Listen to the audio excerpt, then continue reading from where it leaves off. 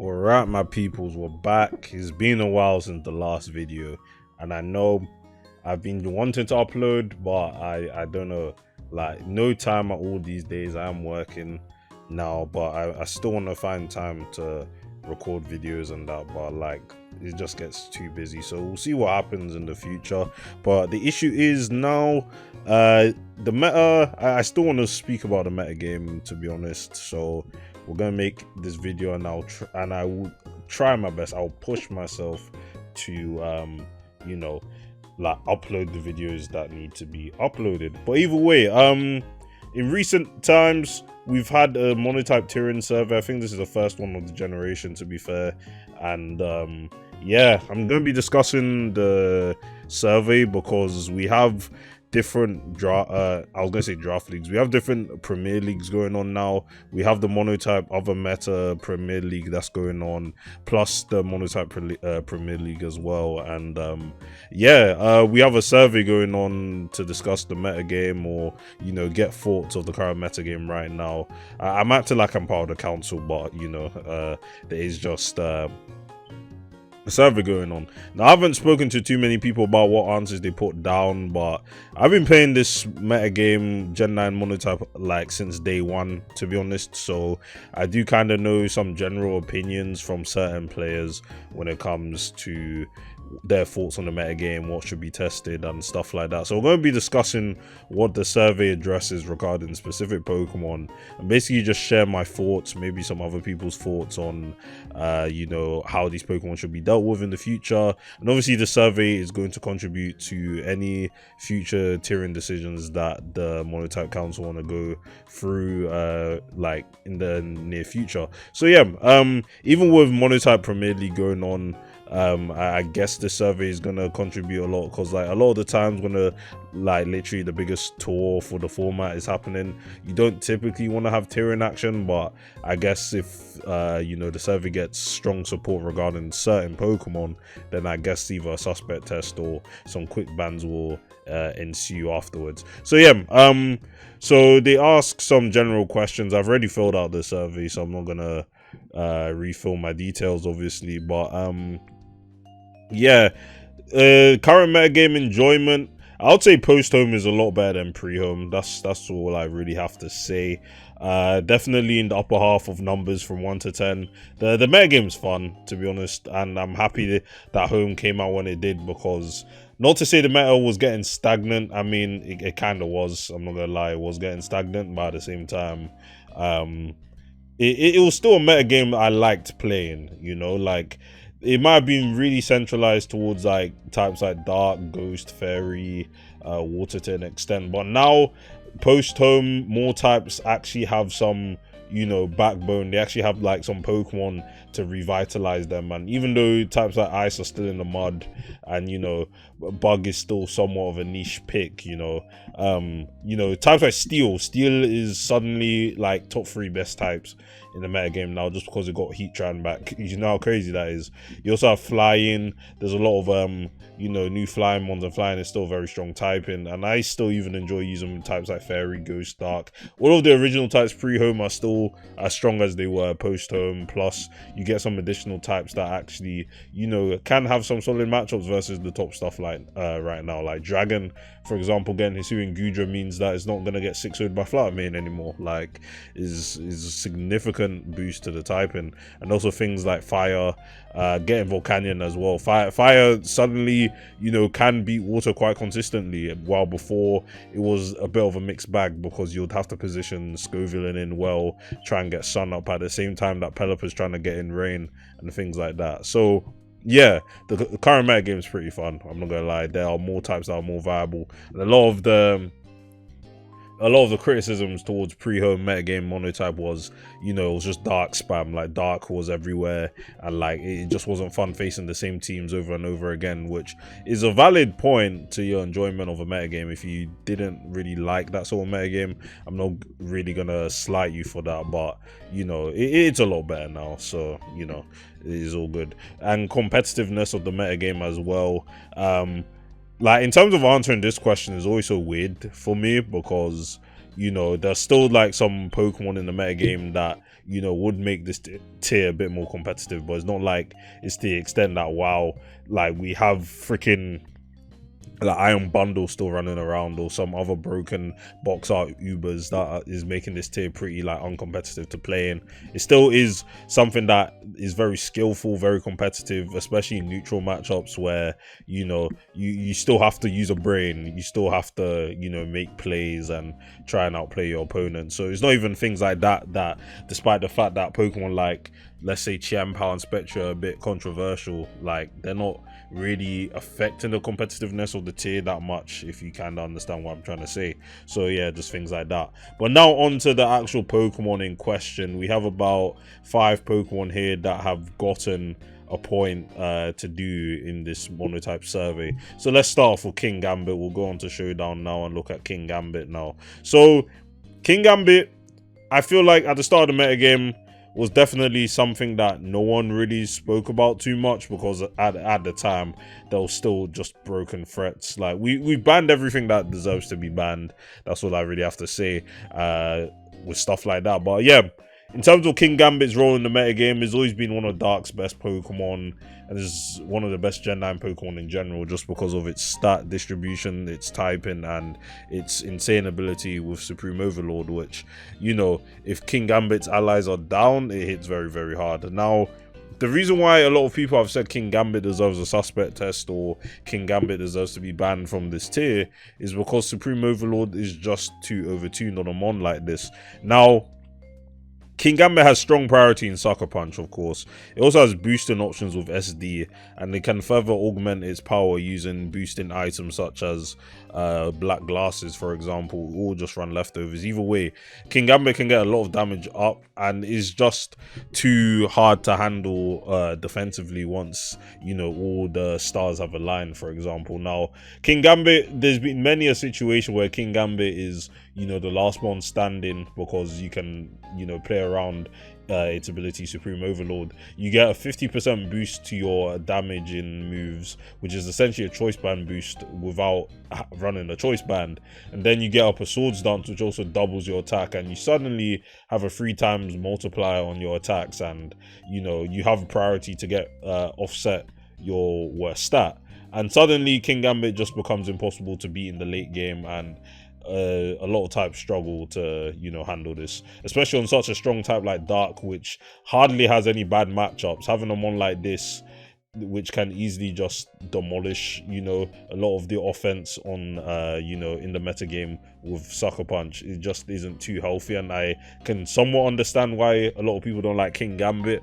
But at the same time, to argue against King Gambit, like, there's still decent checks to it in the metagame. Like, there's a lot of bulky Pokemon that can handle its you know, output. For example, like Iron Hands and Ting Lu, some of the most common defensive Pokemon in this tier, do like force King Gambit not to do anything. And in terms of whether it's on Dark or Steel, Iron Hands is on both of the types that, you know, it's on. So at the same time, like, you could say that some teams can handle King Gambit a bit well, and they're somewhat common, because fighting is actually a decently used type to, you know, counteract Dark and Steel, for example. So things like that, like, there's still common defensive Pokemon in the tier that, you know, King Gambit can't beat. There's also the fact that it's still a really slow Pokemon, and despite the fact that it does have some good bulk, like, it can easily be pressured out by, you know, things that are faster than it, and it can be threatened by those. But it's just the fact that it's such a spike-centric metagame. I feel like King Gambit was more of an issue pre-home, where, you know, like, we just had a lot less options, and the meta felt like the meta is still pretty hazard stacky, but at the same time, it's like, I feel like it's more just offense more than like hazard stack right now. And I feel like King Gambit was more of an issue pre-home, where, you know, hazard stack was so strong you know, coming from things like Dark, Fairy, some of the other top types as well, where, you know, a lot of things will get chipped down because they're not running heavy duty boots, and King Gambit would have an easier time cleaning up, which I feel like isn't really King Gambit's fault. It's more like the lack of removal options for a good amount of types, and, you know, stuff like that is more of the reason of, you know, hazards with a King Gambit. But now I don't really feel like King Gambit is too bad in this metagame, but that's just my opinion, of course. I feel like some other players could explain a little bit more why they think is a bit more egregious, but in my opinion, I don't think King Gambit is too bad of a Pokemon in this metagame.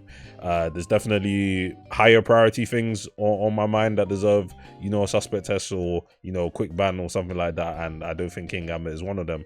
Now, the second one is Spectra, and a lot of people have been vocal about Spectra as a Pokemon, and I don't blame them. This mon got this buff. I can't even speak English at this point anymore, but Spectra overall got buffed this generation, and you know why it got buffed? Because it actually has coverage options other than ghost moves. So what made Spectra stronger this generation? Well, it has Draining Kiss, and that's all it really ever needed. It just needed something to hit dark types, you know, either neutrally or super effectively, and you know, it got the latter option. So, you know, Spectra is still a Pokemon that can boost its damage output using moves like Calm Mind or Nasty Plot.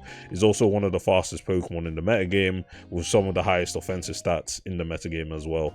And like, it has a variety of sets that I can run which are all threatening, but I do believe the sub Nasty Plot set or the sub CM set with Draining Kiss Shadow Ball is its strongest set, and the set that, to be honest, you know, what's that phrase, broke the straw on the camel's back, or whatever that phrase is. And yeah, Spectra is just too hard to reliably handle defensively once it starts going. Like, all you have to do is force something out, and you know, Spectra just gets in. Like, and the thing is, it's on Ghost, so Ghost is able to run Hazard Stack with like Bramblegast, and suddenly, like, defensive walls that can come in on it suddenly just can't come in on it anymore, because it just gets up a Nasty Plot behind the substitute. It starts kicking Shadow Ball, and you know, it just goes too hard, to be honest, and it's just really hard to reliably answer it. And obviously you could say, oh, Dark is still one of the most common typings in the game,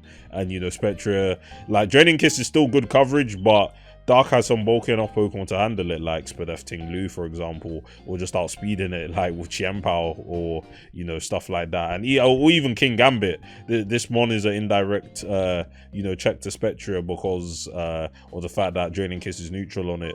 But oh wait, you didn't realize that Spectra can just run Will-O-Wisp Hex sets, and suddenly, ooh, like, King Gambit can't really do much to it anymore because it just goes behind the sub, you know, if they Sucker Punch. And like, it's very easy for Spectra to outplay its offensive checks and defensive checks depending on what set it is, and that is the issue that Spectra brings to this metagame, and why a lot of people think is broken. So seeing a suspect test for this mon would be beneficial for the metagame, in my opinion. So yeah, definitely need to see some action on Spectra soon. Now, Sneezler is an interesting one, and the one that has been bringing in a lot of discourse recently within the Monotype, you know, discussion thread on at least Smogon forums, is because of Diaclaw. Now, Sneezler, with a stat spread like this isn't enough to ban any Pokemon, to be honest. Like, 120 speed isn't particularly crazy in this metagame, where we have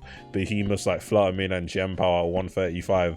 And Champao is still a contentious Pokemon in his own right, but at the same time, we do have faster Pokemon. Spectra is faster. All of these strong Pokemon are faster. But the only reason why Sneezler's getting discussion is because of Diaclaw as its signature move, which is a move that obviously has a 50% chance to inflict 3 types of status on you, which you know, if you divide by, or you power to the 3, it's like a 16.6 recurring % chance of happening. Now, a lot of people have been complaining about Diaclaw being broken, not only in Monotype but generally in, you know, usage based formats, because of the fact that, you know, it sleeps you. Like, a move that can sleep you, sleep is crazy, all of that, you know, stuff like that. And I've seen a lot of arguments from both sides. You know, Diaclaw's broken, is uncompetitive. You know, it really takes skill out of the game because you just click the button, you fish, you try and fish for sleep and stuff like that. But the other side of the argument is still that is still roughly a 16% chance of sleeping, which is like significantly less than the likes of things like Serene Grace, Ironhead, Jirachi, for example. But you know, we didn't ban Jirachi or anything like that, and like the discourse is interesting because it's still ongoing and it's still something that even right now I wouldn't be able to explain properly to you guys. But at the same time, I feel like my opinion on Diaclaw is like is not any more uncompetitive than Jirachi flinching you 6 out of 10 times. And I've honestly lost like games, multiple games, to just Jirachi flinching and me not getting lucky enough to, you know, break out of the flinch. Like, because they are comparable. Like, if you really think about it, like sleep and flinch are the same sort of status condition where like they prevent a turn from being played out. They prevent your turn from, you know, doing anything. Now sleep is more egregious obviously because flinch doesn't last a maximum of 3 turns and sleep does. But at the same time, like any amount of turn in competitive singles is important and vital. And the fact that you can just lose out on a turn 60% is not even in your favor, you know, like 60% is in their favor. Like if they don't get the flinch, that's you're hacking them essentially. Whereas with Diaclaw, you still can get poisoned. Like I mean, there's 2 types that can't even be poisoned. There's a type that can't be paralyzed, and you know, like a mon with insomnia or vital spirit can't be put to sleep. So I don't know. Sneezer's interesting. I don't think Diaclaw's uncompetitive, to be honest. I think if you guys want to see a really good explanation of why Diaclaw isn't uncompetitive or is competitive, I don't know which order I want to say that in. Just look at like the post on the Monotype thread that Mushamu posted. I honestly don't know where it is, but if you scroll through this thread around page 18 or 17, I think Mishamu or Desem, they posted something about Diaclaw being fine, and I did really agree with what they wrote. So yeah, I don't think Sneasler should be banned because realistically he's a fine Pokemon, but it literally just has one move that annoys it. And I'm not saying complex ban Diaclaw, I'm just saying Diaclaw isn't really worth banning, you know, Sneezler over, you know. So yeah, on to Zamizanto now. Zamizanto is also another interesting one to discuss because it's not broken in the sense that like it's like Iron Bundle level or anything else that we've banned in this format. It's just that his unique set of attributes does bring a sense of unhealthiness to the metagame, because despite the fact he's only locked in on one type, which is fighting, of course, which is still a decent type in this metagame overall, Zamizanto just has a bit too much stuff going well for it that, you know, despite the fact he's locked in on one type, it still has enough power to beat a lot of things in the metagame, for example. Now, I say this because Zamizanto is literally the second fastest viable Pokemon in the metagame, just being slower than Dragapult and being faster than both Champao and Fluttermane at 138 base speed. Now, what does this mean for Zamizanto? Well, it means that offensively it's very hard to handle Zamizanto because the odds are it's going to outspeed you if you're not facing a Dragon or Ghost team. So what does that mean? Well, Zamizanto has been running moves like Choice Band, items like Choice Band to augment his damage, and even with an attack nerf, Zamizanto still hits very hard because it still has a strong stab option in close combat. It has good coverage options in Heavy Slam or Iron Head to hit Fairy type Pokemon and outspeed Pokemon like Iron Valiant, which are unable to run Boost Energy because Boost Energy is banned in Monotype. And then you have things like Stone Edge or, you know, Psychic Fangs to hit Pokemon like Toxapex or Flying type Pokemon. Now, you know, there's that, and or you just go the silly Iron Defense Body Press set, which, you know, augments Zamizanto's, you know, defense stat to +3 as long as its ability hasn't been activated already, and you already just start killing things with body press, and it's pretty hard to revenge kill it afterwards unless you have a really fast special attack or something that is bulky enough to, you know, take a hit or potentially haze out, like Toxapex. Like, sure, Toxapex is pretty much Zamizanto's best check because of haze and the fact that you resist body press, but at the same time, if you're not running a Toxapex or poison type, it's just very hard to handle the iron defense body press set. So these are one of the main reasons why Zamizanto is up for the chopping block, and I wouldn't mind if the Mon was gone. Honestly, I can understand both sides, or the pro ban side for Zamizanto is too fast for what it does, too bulky, and you know, it's proven itself well if you played enough of the metagame that its variety of set distribution coming from choice band and ID press sets are a bit too much for the metagame to handle, particularly the body press set. Like, I've actually just straight up lost, like, I lost my Fizz Death Wall to Zamazan to like fighting. Next thing you know, it just sets a one iron defense and I can't do anything. Like, it's actually kind of crazy. But yeah, Zamazenta, I would like to see a suspect test on it. Probably eventually gets banned. It's not really I'm not too strong on it, like as much as I am with Spectra. I think Spectra shouldn't be in this tier whatsoever, but Zamazenta is something I wouldn't mind this tier not having. And finally, Champao. Champao, yeah. So we've had Champao since day one, and we all know Champao is one of the strongest Pokemon in Generation 9. It's been it completely destroyed OU. It came back and it completely destroyed OU again, and you know, it's always been an aspect of Monotype it's been a part of Monotype since the beginning of this generation. And you know, I feel like with Champao, I feel like the player base just got used to it. Like, a lot of people complained about Champao that it hit too hard. It made Dark really strong, and you know, Champao is one of the main reasons why Dark is so strong in the first place. You know, is one of the main contributors to that. But at the same time, I just feel like the player base just got accustomed to it. Kind of the same thing with Fluttermane, except Fluttermane actually had, you know, counterplay that was actually viable, unlike Champao, which still does have counterplay. At the same time, is much less consistent, in my opinion. At least with Fluttermane, any special wall would beat it. Like, most of the time it was choice specs, or like if it was choice specs, then any scarf out ran it and revenge killed it. If it was choice scarf, it wasn't doing enough damage, so special walls that were common in the metagame, like Clodsire, AV Iron Hands, and I'm saying AV Iron Hands, like, and that's a one that has a weakness to one of its stabs, yet was one of the better checks to it. And just other stuff like a Mungus, if Fluttermane is running Side Shock, and suddenly, you know, it couldn't do anything. But Champao doesn't really have that in Monotype. Now, it doesn't have Terra Dark Choice Band Crunch to destroy things, because Monotype has banned Terrestrialization, of course. But at the same time, you can just look through the Mon board, and it's just very hard to find consistent, you know, Champao answer, you know, just because of the fact that it just hits so hard thanks to its ability. Like, you still have things like Rotom Wash that can take hits, but, you know, Rotom Wash doesn't even have recovery. You know, you have ones like Dondozo, which should wall Champao pretty well, to be honest, and it is one of the better Champao defensive answers.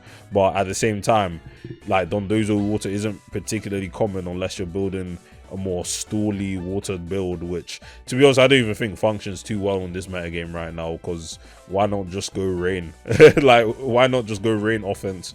Like, you have Basque Legion, you have, you know, Battle Bomb Greninja. I don't understand why you wouldn't want to go those things. And then, you know, you still have other stuff like Dante, which is stuck on a shit type and isn't being run on Fairy. So yeah, as you can see, there isn't that many spammable Champao defensive answers. Now, you're probably thinking it's still in the same position as Fluttermane, where it can just be revenge killed. But at the same time, Champao has Ice Shard, which against types that are weak to it is like, it's just awful for them. Is why Grass doesn't really have a matchup versus Dark at all, even despite the fact that, you know, Breloom is still a thing, because like Champao, that you get hazards up and suddenly, you know, Champao's just OHKOing everything with Ice Shard. Like, is just kind of ridiculous, to be fair. So it does kind of have its hold on the metagame, in my opinion, and is one of the main reasons why Dark has been such a dominant type in this metagame.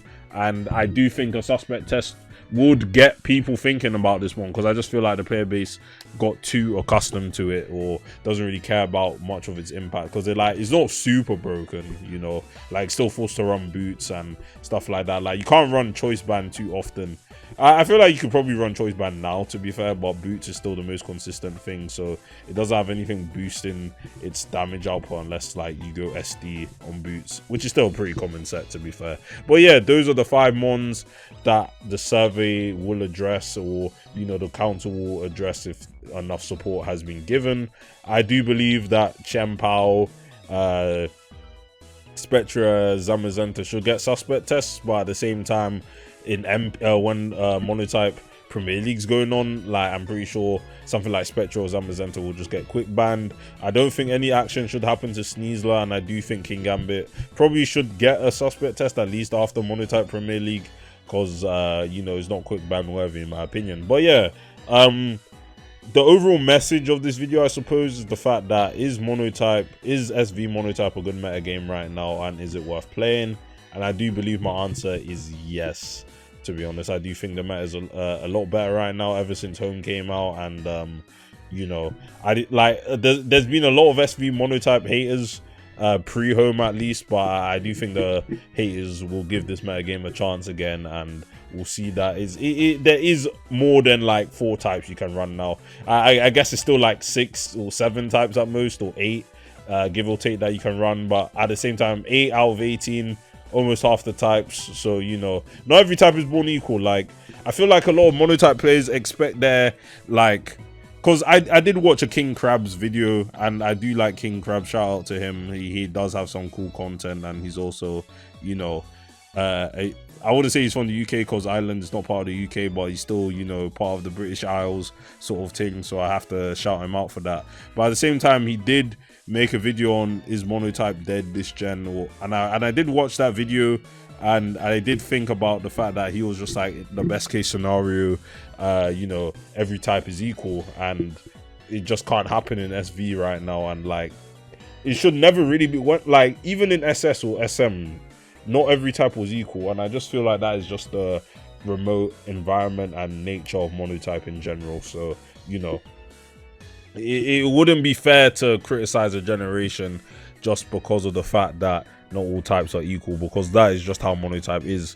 And like, to be fair, if you want to play a meta game where all types are generally as good as each other, or you know, not like there isn't a dominant type, then I guess you have Natdex Monotype, which, you know, doesn't have an overbearing type like in SV, so stuff like that. But yeah, want to thank you guys for watching this video. If you guys have anything to share in regards to what I've said in this video, or you believe I was just chatting the most like rubbish you've ever heard, let me know down below, and you know, I'll respond and have a discussion with you guys about that. But yeah, again, thanks for watching. Subscribe to the channel, try and upload some more videos soon for you guys, maybe some laddering if I feel like it, or some tournament games. And yeah, I'll see you guys in the next one. Peace.